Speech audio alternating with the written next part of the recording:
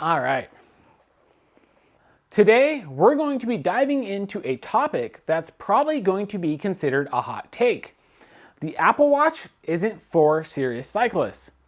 And with its sleek design and impressive list of features, it's no surprise that many people are wondering if the Apple Watch is the ultimate cycling gadget. And I'm here to tell you, at least in my opinion, it's absolutely not if you're into long epic rides or care about all the data. First off, I think one of the larger complaints that I have about the Apple Watch is its lack of native support for external sensors. Natively, it can't pair to a power meter, cadence, speed sensor, or a heart rate monitor that's external. This data, for someone like myself who is under an actual training plan, is quite critical to get the most out of my training.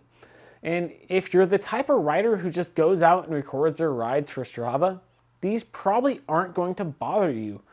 But stick around because the next complaints will. The Apple Watch, despite its sleek design and powerful features, has been consistently criticized for having subpar battery life. And the device's battery life is not sufficient for extended activities or long days out, which can be particularly problematic for outdoor enthusiasts and endurance athletes. So in my case of the Grizzly 100 race, the watch failed to last the entire 8-hour duration and dying after just 5 to 6 hours. Even for individuals who don't participate in endurance rides, a visit to a bike park can easily turn into an all-day affair. And in such instances, it's highly probable that the same battery life issues will arise, with the device being unable to last the entire day.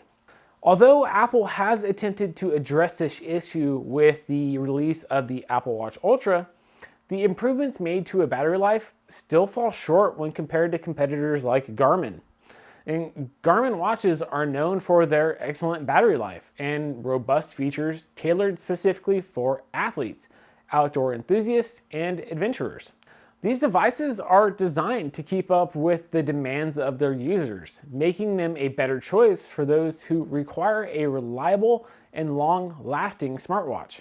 Furthermore, the Apple Watch's battery life issues can also have a negative impact on users who rely on their smartwatches for essential tasks such as tracking their health and fitness and staying connected with friends and family.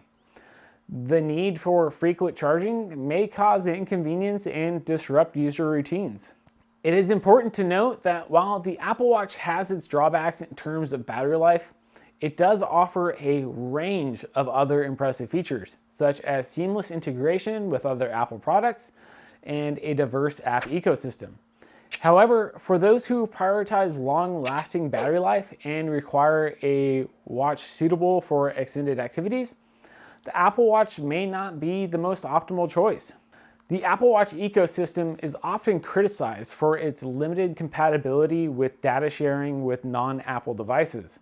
And while it does accept data from other brands such as Garmin, it does not reciprocate by sharing the data back with them. The lack of flexibility is a source of frustration for users who prefer to consolidate and analyze their data within a specific platform like Garmin Connect.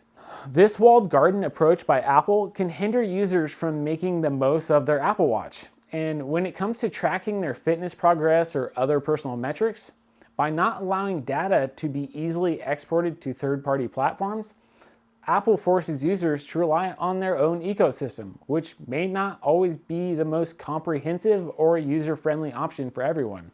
Moreover, this limited compatibility may discourage potential customers from choosing the Apple Watch, especially if they've already invested in other devices or platforms that are not a part of the Apple ecosystem. For individuals who value seamless integration and data sharing across multiple networks, this can be a significant drawback for the Apple Watch. I have found a program that utilizes the Apple Watch to be something more comparable to something like Whoop. Whoop itself has had some issues that need to be fixed from my understanding, so that's why I've never decided to go that route. The Program Athletic is a great alternative that uses the Apple Watch and provides you with a ton of data in a significantly better way than the native Apple programs. One of my other big gripes with the Apple Watch is the way that it tracks sleep isn't always very good.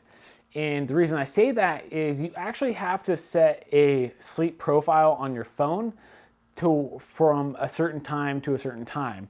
So if you normally go to sleep at 11 and wake up at 7, it's only going to track between 11 and 7.